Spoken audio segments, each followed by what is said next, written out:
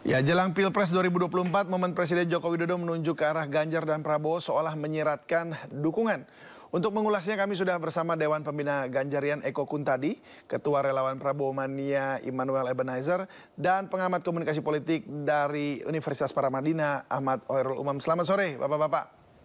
Selamat sore. Mas David. Selamat sore. Ya, saya ke Mas Eko dulu nih. Mas Eko, apakah itu momen yang Anda lihat tadi itu, kalau dari angle Anda nih ya, apakah itu sebuah gambaran dukungan begitu kepada Ganjar? Ya, kalau Pak Jokowi nunjuk-nunjuk ke Pak Ganjar kan bukan cuma kali ini aja. Beberapa kali kita lihat video beredar, beliau kunjungan kerja di beberapa wilayah bareng Gubernur Jawa Tengah kan reaksinya kayak gitu. Ketika publik antusias merespon atau memanggil-manggil nama Ganjar, terus Pak Jokowi menunjuk sambil tersenyum, itu sudah berapa kali terjadi. Tapi yang harus dicatat itu kan memang kunjungan kerjanya di Jawa Tengah. Mungkin kalau kunjungan kerjanya ke Hambalang lain lagi teriakannya kan gitu tunjukannya. Tapi yang pasti bahwa publik Jawa Tengah karena memang gubernurnya adalah Ganjar Pranowo, merasa bahwa apa yang sudah dilakukan oleh seorang gubernur terhadap mereka merasakan hasil kerjanya, itu adalah reaksi spontan dari masyarakat Jawa Tengah kepada gubernurnya yang memang sudah diberitakan akan maju menuju calon presiden di 2024. Jadi reaksi ini menunjukkan apa yang sudah dilakukan oleh seorang Ganjar Pranowo itu berimbas positif bagi masyarakat Jawa Tengah. Dan mereka merasakan bagaimana kepemimpinan seorang Ganjar mampu membuat mereka terlayani dengan baik.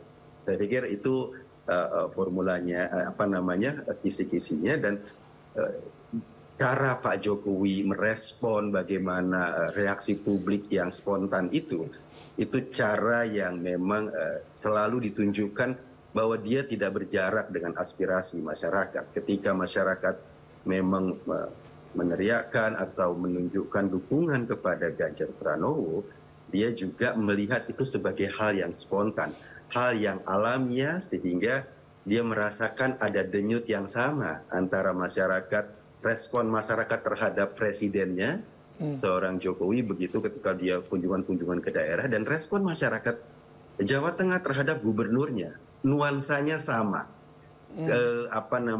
emosinya sama. Ada kecintaan yang diekspresikan masyarakat dengan caranya mereka sendiri-sendiri. Itu saya pikir sesuatu yang menarik dari kunjungan kerja Presiden dan Gubernur maupun Menhan di Jawa Tengah kemarin. Terima kasih, Mas. Ya, kalau kita lihat gambar memang Pak Jokowi sering banget ini nunjuk-nunjuk ya ke arah Pak Prabowo, ke arah Mas Ganjar gitu. Nah, kalau ke Bung Noel dulu, Bung Noel tadi melihatnya seperti apa? Apa memang ini tunjuk-tunjuk seperti ini menunjukkan sebagai dukungan begitu, atau hanya sekedar karena gestur-gestur di lapangan saja? Ya, kalau mau kita artikan lebih luas lagi, dia ingin menyampaikan pesan kepada publik, Ganjar dan Pak Prabowo atau Pak Prabowo dan Ganjar inilah kader merah putih yang sama-sama haknya harus dihormati. Karena kan Pak Jokowi ingin ke depan nanti pemilu itu harus dengan riang gembira. Apalagi Pak Prabowo sering menyampaikan ke kita sebagai pendukungnya, jangan pernah sedikit pun menjelekkan Mas Ganjar. Jangan sedikit pun menjelekkan Mas Anies. Karena mereka adalah merah putih. Nah, itu pernyataan-pernyataan yang disampaikan oleh Pak Prabowo sebagai pemimpin yang sudah mengeluarkan watak seorang negarawannya. Itu. Apalagi dia ini kan pembantunya Pak Presiden ya. Dia tahu sekali perintah Presiden itu untuk menghadapi kontestasi 2024 ini, apalagi kan berkali-kali Presiden menyampaikan ini kok sudah main apa gitu, teman dengan teman gitu loh. Nah, itu saya rasa itu bentuk untuk memoderasi. Maksudnya gimana tadi teman dengan teman, maksudnya seperti apa? Udah mulai saling apa, kalau kemarin ada pernyataan Pak Presiden sudah saling sikut-sikutan, itu disampaikan Presiden tuh di depan umum juga. Nah, saya melihatnya apa yang dilakukan Pak Jokowi kemarin itu di pasar Grogolan ya. Grogolan itu menuju untuk memoderasi pertikaian yang dibawa. Karena ini kan mulai terpolarisasi lagi. Dan Presiden tidak mau itu. Karena Presiden punya komitmen bangsa ini harus tetap satu. Dan ada persatuan itu ada di Pak Prabowo, itu juga ada di Mas Ganjar. Mereka punya tanggung jawab nih. Ada juga di Mas Anies. Tapi dari angle Anda tadi itu kira-kira Pak Jokowi ada signal-signal Ya kalau sih kita untuk mau pilih sedikit ini kemana? apa? Ini angle-nya loh ya, tadi lihat angle ya. Nah, angle jadi kan jangan satu sudut pandang itu. Karena tadi saya lihat, saya juga punya sudut gambar yang lain. Pak Jokowi menunjuk-nunjuk Pak Prabowo gitu loh, sebelum ke Mas Ganjar. Tapi kalau kita mengartikan, kita bukan ahli nunjuk-nunjuk. Jadi saya tidak mau menginterpretasikan lebih jauh. Ya bisa saya bilang, misalnya Pak Prabowo itu nanti pilih Pak Prabowo ya, nanti pilih Mas Ganjar ya. Saya memaknai tunjukan itu untuk lebih menunjukkan kepada para pendukung ini, pendukungnya Mas Ganjar, pendukungnya Pak Prabowo, pendukungnya Mas Anies. Ini bangsa ini harus nyatu gitu loh. Ini pemimpin, ini pemimpin. Saya melihatnya lebih pada kerangka politik yang bicara tentang politik kebangsaannya. Jadi tidak persoalan mendukung-mendukung. Bisa aja misalnya kayak begini. Mas, saya tunjuk Pak Prabowo, nanti Mas Ganjar ya. Jangan-jangan Pak Prabowo presidennya, Mas Ganjar jadi wapresnya. Bisa juga ditunjuk Mas Ganjar pertama, jangan-jangan Mas Ganjar presidennya, Pak Prabowo wapresnya. Kan kita tidak mau terlalu politis ke sana. Kita mau bicara tentang makna yang lebih pada substansial. Karena Pak Presiden sudah menyampaikan berkali-kali, ini sudah pada bertikai kok. Sesama kawan udah bertikai. Sesama pendukung kok udah bertikai. Dia mau udah sesama, nih lihat nih.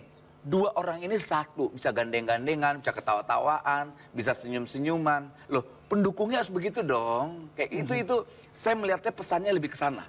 Tidak terlalu politis persoalan dukung-mendukung. Karena Presiden itu peka sekali persoalan di dalam tuh. Persoalan di bawah itu peka sekali Presiden Jokowi. Ini mulai dia coba ingin meredakan atau memoderasi eskalasi yang terjadi di bawah. Dia nggak mau mengulangi sejarah 2014, 2019. Gitu. Oke, saya kembali dulu sebelum saya ke Mas Umam, saya kembali dulu ke Mas Eko. Mas Eko, apakah Anda sudah merasakan ada sikut-sikutan seperti yang disebutkan tadi oleh Bung Noel? Enggak juga lah. Saya justru melihat bahwa kondisi sekarang ini jauh lebih baik dibanding 2014, 2019. Kalau kita lihat jumlah hoax nggak terlalu banyak beredar, jumlah reaksi publik itu masih normal ya, masih dalam konteks perbedaan pilihan politik. Jadi kalau dibanding 2014 di 2019 kita bersyukur hari ini tuh hoax nggak terlalu banyak. Hari ini ujaran kebencian nggak terlalu banyak. Paling kemarin satu misalnya statementnya Pak Habibur Rahman, siapa kalau ada yang mantunya memilih bukan Pak Prabowo harus dipecat gitu. Paling itu, tapi itu kita anggap sebagai candaan. Masa orang nggak milih Prabowo mau disuruh bercerai gitu loh. Nah, tetapi konteks bahwa menjelang kita pemilu, menjelang pilpres, menjelang pileg ini pasti ada nuansa demokrasi di mana perbedaan itu adalah satu hal yang lumrah. Di mana semua calon presiden yang akan memimpin Indonesia ke depan itu pantas untuk kita sebagai masyarakat kita kuliti, kita lihat rekam jejaknya, kita lihat backgroundnya, sehingga ini bisa menjadi diskusi publik dan publik dicerahkan untuk memilih pemimpin yang benar. Jangan juga hanya karena alasan, kita jangan berbeda, kita nggak menjaga persatuan, kita kemudian lupa untuk meneliti rekam jejak orang, rekam jejak calon presiden. Ingat loh, mereka yang kita pilih sebagai presiden adalah orang yang akan menentukan masa depan bangsa. Jadi jangan dengan kata-kata persatuan, dengan kata-kata kita nggak mau saling sikut-sikutan, justru itu cara untuk meredam informasi tentang latar belakang capres. Jangan juga dong, nggak sehat. Kata-katanya baik, persatuan, tetapi justru tujuannya untuk meredam informasi atau latar belakang capres, itu justru tujuannya nggak baik. Menurut saya, sekarang ini masih normal kok. Nggak seperti yang kita bayangkan kehebohan luar biasa, enggak. Di media sosial terjadi perdebatan, ledek-ledekan, itu biasa. Itulah berkah demokrasi Indonesia. Baik. Itulah keindahan Indonesia, menurut saya gitu. Baik, saya ke Mas Umam. Mas Umam, apa yang Anda lihat dari gesturnya Pak Jokowi terhadap kedua tokoh ini, capres ini? Iya, kalau soal tafsir gesture, saya pikir masing-masing akan mencoba untuk mencari titik legitimasinya. Tadi Bang Noel secara nggak langsung ikut jualan juga itu. Bagaimana kemudian Pak Ganjar bisa menjadi cawapresnya Pak Prabowo atau sebaliknya. Tetapi sebenarnya itu adalah sebuah gesture yang berkali-kali sering Presiden Jokowi lakukan dan menunjukkan telunjuk itu dalam konteks Japanese leadership style itu mencoba untuk menunjukkan bahwa dia memiliki kekuatan, he has power. Dan di saat yang sama bisa saja kemudian menunjuk-nunjuk itu dianggap sebagai sebuah bentuk acknowledgement atau pengakuan, karena bagaimanapun juga meeting kemarin itu terjadi di Pekalongan dan itu adalah wilayah teritorial Jawa Tengah, di mana Pak Ganjar adalah gubernur Jawa Tengah dan kita tahu ini adalah sudah masuk dalam fase-fase ujung dari periode kepemimpinan Pak Ganjar yang akan selesai pada 5 September besok ini.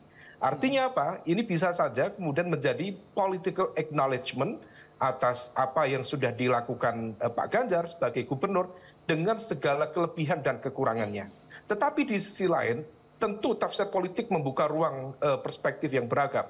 Tetapi sepertinya Pak Jokowi ingin menunjukkan bahwa dirinya berada di tengah dan tidak berpihak pada salah satu capres tertentu yang sama-sama merepresentasikan kekuatan pro keberlanjutan. Jokowi seolah mempersilahkan Pak Ganjar dan juga Pak Prabowo untuk tadi tidak meningkatkan eskalasi, saling menguatkan, tetapi di saat yang sama diberikan ruang untuk saling memperebutkan legitimasi dukungan politik Jokowi sebagai presiden yang masih on power dalam konteks ini.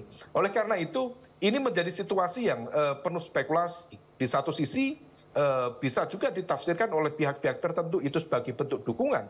Tetapi di sisi lain sebenarnya di balik itu Presiden Jokowi sendiri memberikan ruang, membuka ruang bagi terjadinya kontestasi di antara keduanya.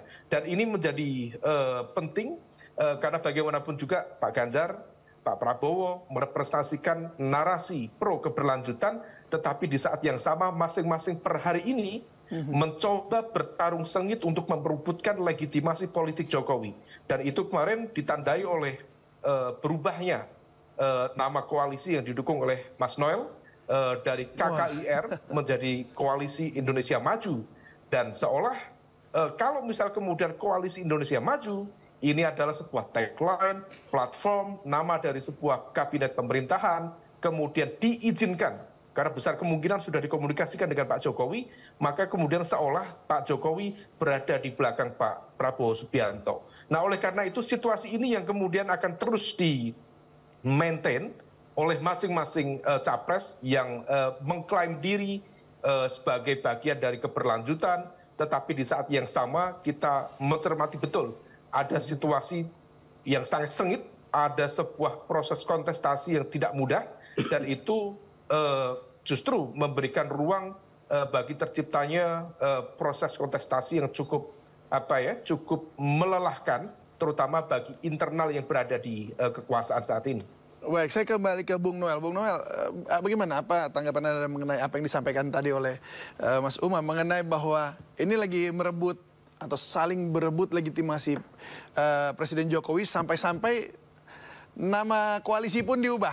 Nah, ini emang soal nama seperti koalisi itu dirubah kan sebetulnya itu hal biasa lah ya, namanya kebetulan kan yang membuat nama Koalisi Indonesia Maju ini kan kebetulan menteri-menteri di Kabinet Indonesia Maju semua, makanya dia namain aja Koalisi Indonesia Maju. Sebenarnya kan sederhana aja logika berpikir yang nggak terlalu ribet lah ya, jangan terlalu juga berpikir terlalu jauh.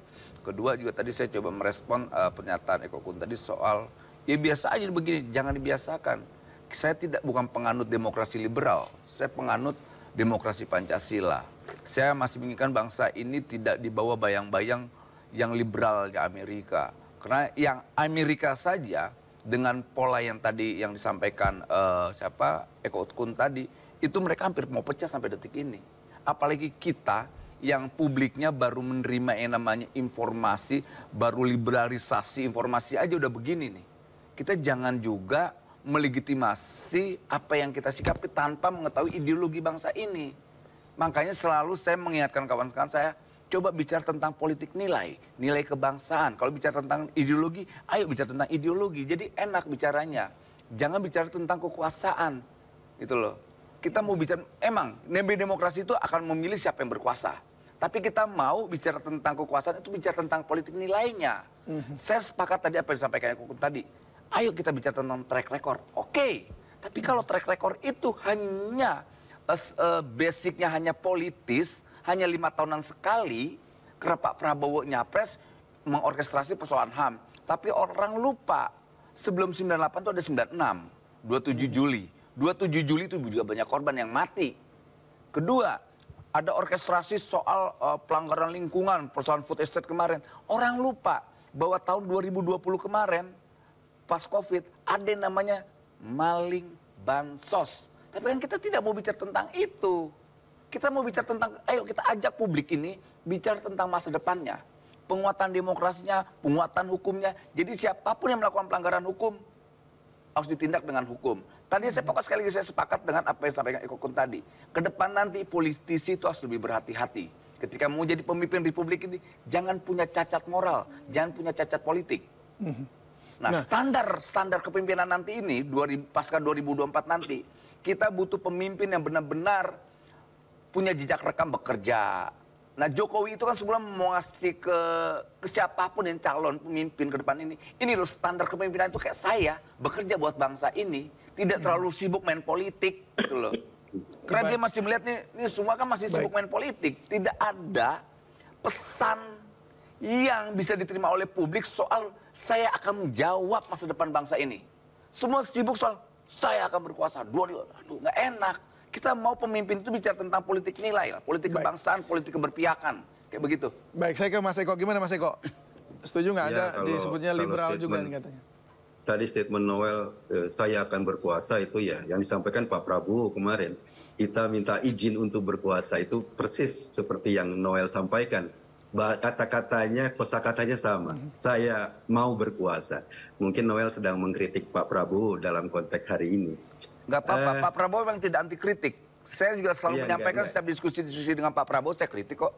Saya menunjukkan Pak Prabowo punya konsistensi tidak jiwanya soal demokrasi. Karena selama ini kita mengkritik soal Orde Baru, dia seorang tentara, seorang yang punya jejak rekam pelanggaran. Saya uji Pak Prabowo. Saya sampai ketika saya mendukung Pak Prabowo, saya sampaikan, Pak, saya ini yang minta Bapak ditangkap. Dan Pak Prabowo bilang apa? Saya tidak punya waktu bicara tentang masa lalu. Saya tidak punya energi bicara tentang masa lalu. Nah, itulah pemimpin. Dia bicara tentang lompatan-lompatan, dia bicara tentang masa depan, itu. Oke, coba kita dengarkan Mas Eko.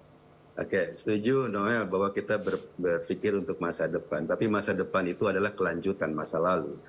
Kita, masyarakat biasa, itu mencoba mencari apakah orang ini bisa menjawab masa depan dengan mencari data-data masa lalu. Caranya cuma dengan itu. Kalau tanpa kita mencari data-data masa lalu, bagaimana kita bisa punya kesimpulan orang ini mampu menjawab masa depan? Jadi jangan juga terlalu alergi kalau ada data-data masa lalu seorang calon presiden dibuka di publik, itu resiko terhadap model pemilihan yang memang langsung kayak gini. Masyarakat penting diberitahu tentang semua aspek calon pemimpinnya. Karena ketika masyarakat sudah menentukan pemilihan, sudah menentukan seseorang jadi presiden, maka nasib bangsa ini 5 tahun ke depan, 10 tahun ke depan ada di tangan yang dipilih itu. Kalau salah kita memilih, maka sebetulnya kita sedang menghancurkan jembatan emas untuk menuju pada kemajuan bangsa. Jadi nggak usah khawatir Noel dengan terjadinya perdebatan publik untuk mengkorek semua rekam jejak calon-calon presiden. Masyarakat butuh itu. Masyarakat butuh informasi yang cukup dari rekam jejak seorang calon presiden agar dia punya data yang cukup untuk memproyeksi kira-kira orang ini mampu nggak menjawab tantangan masa depan. Calon-calon presiden kita bukan orang yang baru lahir kemarin sore, yang nggak punya jejak sejarah, yang nggak punya jejak rekam masa lalu. Baik jejak rekam positif maupun negatifnya, nggak ada masalah kalau kita diskusikan rame-rame di publik, kita teliti rame-rame di publik, kita mendiskusikan itu di publik, itu justru menunjukkan demokrasi yang sehat. Demokrasi di mana data dan faktual itu dihampar di depan meja untuk sama-sama kita telaah. Dan satu hal, bahwa bangsa ini sudah sangat terlatih terhadap pilihan-pilihan. Kita ini sudah berapa kali ganti presiden, dan jarang sekali ada pergantian presiden yang keras apapun itu melahirkan darah. Setelah reformasi, pergantian presiden kita biasa-biasa saja. Habis kita berbeda pendapat soal pilihan presiden, lah itu kita guyup lagi, kita bergandengan lagi, dan itulah luar biasanya Indonesia. Cuma 2 kali pergantian presiden yang harus dilewati dengan pertumpahan darah.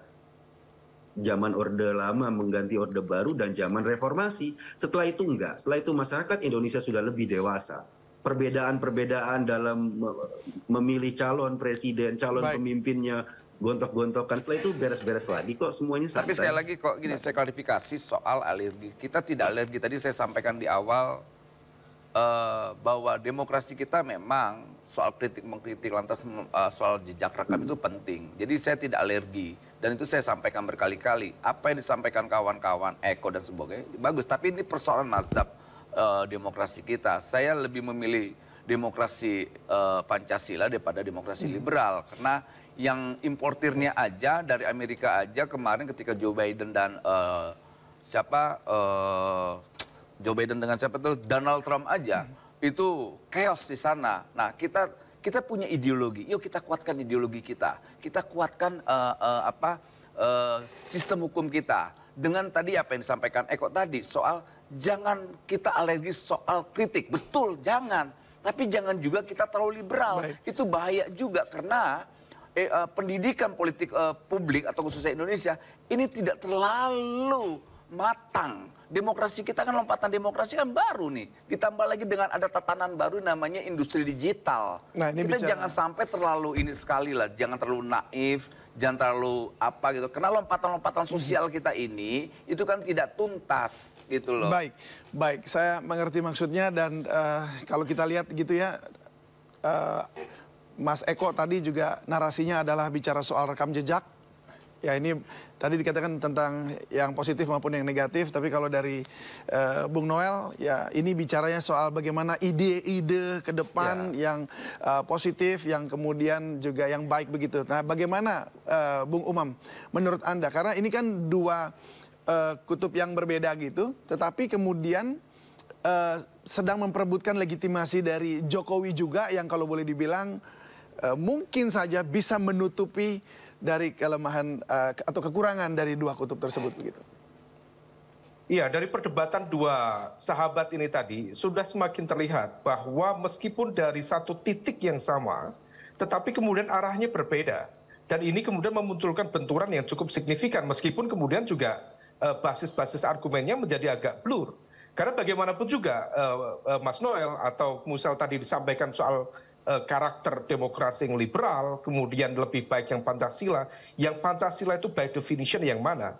Kalau misal Mas, kita kemudian juga jujur terhadap basis data, kita memang dari aspek approval rate relatif tinggi, tetapi approval rate itu belum tentu linear dengan basis data terkait dengan indikator-indikator demokrasi kita. Coba kita cek misal basis demokrasi indeks, baik dilakukan oleh lembaga-lembaga internal di Indonesia maupun lembaga-lembaga eksternal seperti Economist Intelligence Unit. Cek lagi misalnya dengan menggunakan kalau misal tadi tentang penegakan hukum, ada sekitar 11 indikator yang kemudian digunakan untuk membentuk Corruption Perception Index yang dirilis setiap tahun oleh Transparency International. Indonesia mengalami setback yang cukup serius.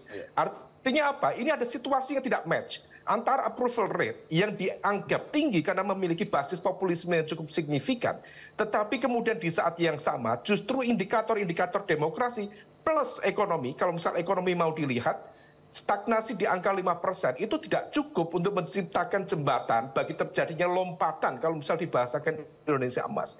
Nah, oleh karena itu, ini tentu situasi yang baik. Saya berharap forum ini kemudian dalam forum yang lebih terbuka, bukan hanya dibatasi oleh waktu. Maka kemudian perdebatannya akan jauh lebih substantif. Karena kalau misal tidak, saya pikir ini saling menuding. Itu lebih liberal, ini yang lebih Pancasilais, dan akhirnya sama. Ini repetisi polarisasi tetapi dengan basis argumen yang kemudian tidak pada jujur pada konteks refleksi internal kita, tetapi lebih bagi saya agak relatif bias terhadap basis dukungan politik yang ada. Nah, oleh karena itu saya menikmati dengan baik diktum-diktum argumen yang disampaikan itu, tapi itu membuka ruang perdebatan yang sangat terbuka dan basis data yang kita miliki yang direpetisi, ditemukan juga oleh berbagai peneliti dan juga civil society kita, saya kira siap untuk diperdebatkan ke depan. Baik, rasanya kita ingin terus memperdebatkan ini semuanya, tetapi waktu sangat terbatas. Terima kasih sekali lagi Mas Umam sudah bergabung bersama kami. Dan terima kasih juga Mas Eko Kuntadi, Dewan Pembina Ganjarian sudah berbagi bersama kami. Dan juga Bung Immanuel Ebenezer, terima kasih sebagai pendukung Ganjar. Maksudnya Prabowo. Eko Kuntadi Ganjar, ini pendukung Prabowo. Ini narasi-narasinya jadi begini nih. Puter-puter. Itu keren. Karena nempel terus ini yang capres-capresnya. Karena Ganjar Pranowo sama Prabowo hampir mirip-mirip namanya. Mirip-mirip. Baik, terima kasih sekali lagi. Siap. Bung Noel, salam sehat selalu dan salam sehat selalu Bapak-Bapak semuanya. Ya, dan pemirsa editorial Sindo News akan kami hadirkan sesaat lagi. Tetaplah bersama kami di Sindo Sore.